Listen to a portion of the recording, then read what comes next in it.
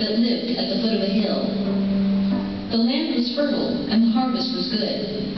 And stories told that long ago, this land was all underwater, and fish nourished the earth. The land was now dry, with the Kingamine River running to the south, and a single pond at the top of the hill. Up on the hill, next to Shiryuki Pond, there was a tiny shack, and a young couple living inside of it. The husband's duty was to ring the bell by the pond 3 times a day. The villagers claimed that if the bell was not rung 3 times a day, then a terrible demon living in the pond would unleash a great flood upon the village.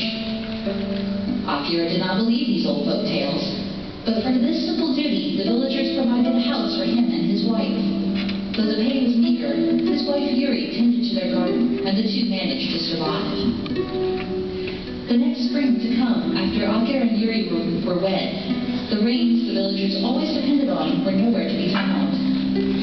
The fertile ground became dry and cracked, and plants withered and died in the heat of the sun. While the villagers despaired, Yuri's small garden flourished with water from the pond. The villagers began to grow desperate, and a town meeting was called. They may decide to stop ringing the bell, Akira said. It's just an old folk story, but they're desperate to water the crops. Even if the waters don't flow down the hill, they may not see a reason to keep paying me to ring it each day. If I lose my job, I'll have no home for you. You needn't worry, Yuri said with a soft smile. I know that we'll manage. You're too good to me, Akira said. I don't know if I could go on if you were disappointed in me. I should go. It's getting dark out, and I don't want to be out too late.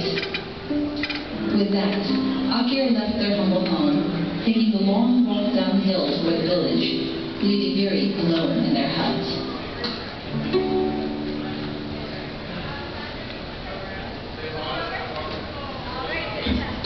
The sun hid behind the distant mountains, and the moon came to rise over the land.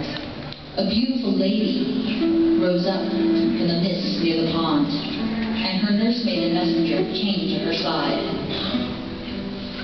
For 3 days I have read over this letter from my lover, the distant Kingamine River, and yet I can form no reply, the lady said.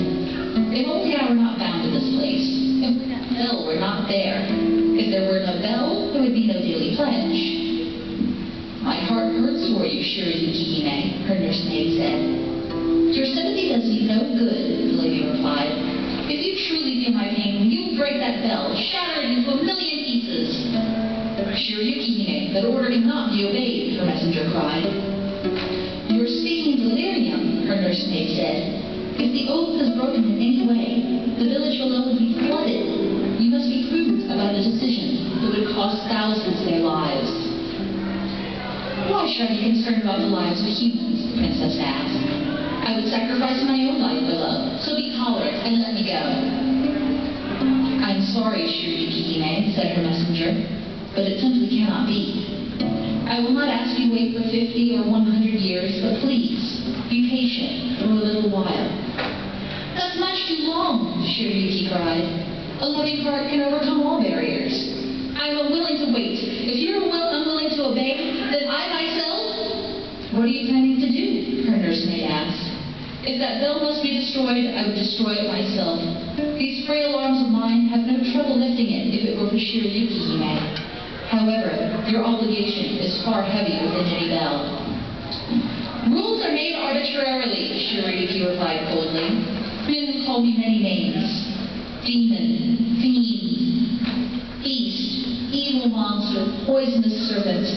But none of these things matter on my path to love. Even if I call the villain, I must go. Shiryuki moved toward the edge of the pond. My ancestors made this pledge out of convenience. Human beings often break their promises, so allow me this one. Suddenly, the princess froze, and she fell to her knees, bowing deeply before her messenger and nursemaid. Ah, she cried, the letter of my beloved has thrown my thoughts into disarray. Please, forgive me, my servants. Your thoughts are indeed disarranged, the messenger said. If ever the ringing of the bell thrice a day were to be neglected, the contract between kami and mortals would be broken. Divine punishment would follow, the nursemaid said. Are you prepared to face that? The princess lifted her head defiantly and said with venom in her voice, "Then may you annoying people live long lives in good health, clinging faithfully to your obligations. I will not abandon love. Be gone. Be silent. Get out of my way." This time, there was no stopping the princess as she hurried toward the bell at the edge of the pond.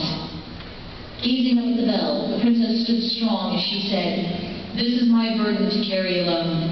How blissful to float away and dissolve in the stream of love. Even if I am crushed in pieces, my spirit will still yearn for him. Hope is indeed as faint as a firefly's light, and yet I shall still go to King Amine."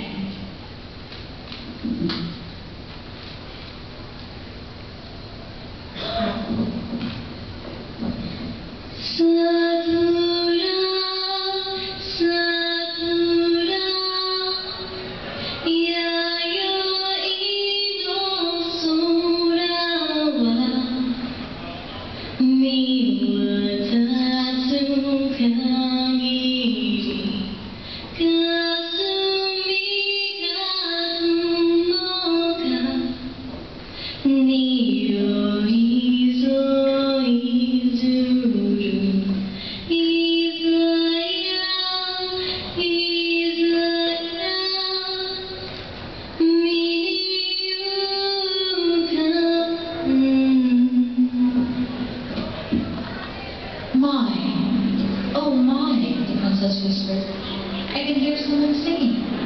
Who is that?" "There is a girl who lives by the pond named Yuri," the messenger said. "That lovely Yuri?" Shiryuki asked.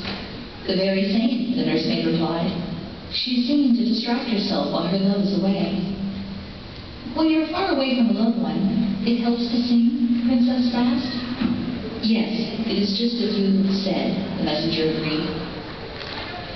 "Under the strain of my own emotions, I had forgotten," Shiryuki whispered. "There are many good people in the village who would perish, yes? I am certain there are many more like that sweet Yuri. I envy the two who live in that house." The princess called up her messenger and said, "I will write a letter for you to take to King Amine. Nurse, I will return and be patient." The messenger and nursemaid smiled and escorted Shiryuki back into the mist by the pond. Yet they did so with heaviness in their hearts. They knew that the princess's restless spirit could not be contained for long.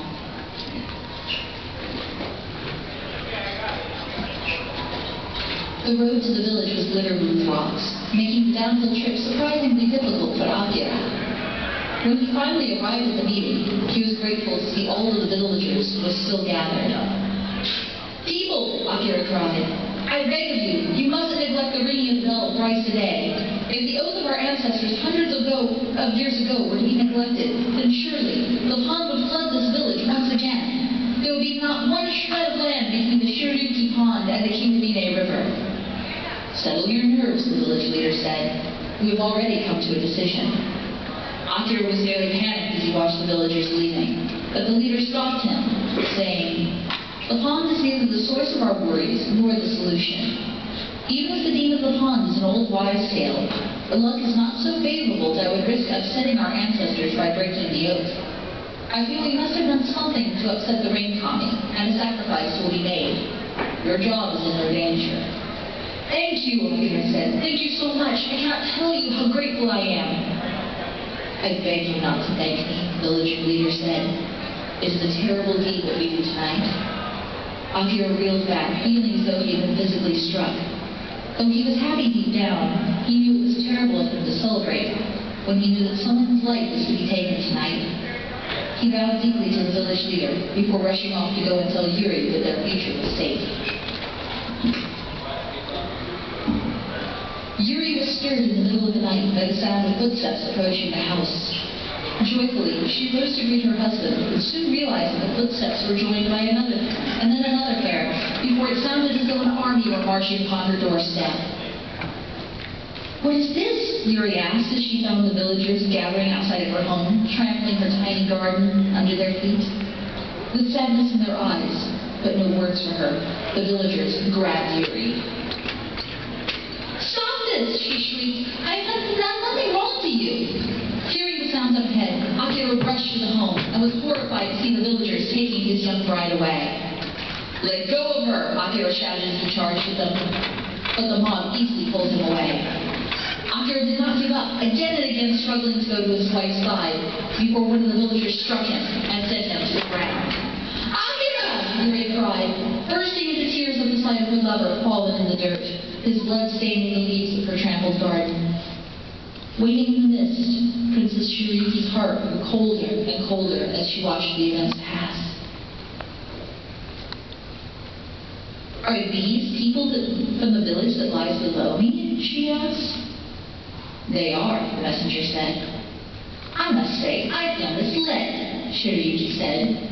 "You both allowed me to continue believing that there were good people in the village. I can see now this was untrue." Suddenly, a crack shot through the bell, and the villagers froze. The ground shook, and the water rose up before suddenly a great tidal wave leapt from the pond and crashed down over everyone.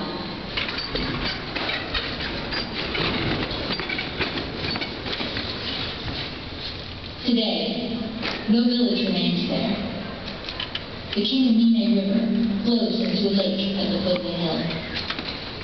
At the top of that hill, there was a dry pond where there was once a pond, and beside it a tiny shack and a tiny farm, with only a quiet couple left behind.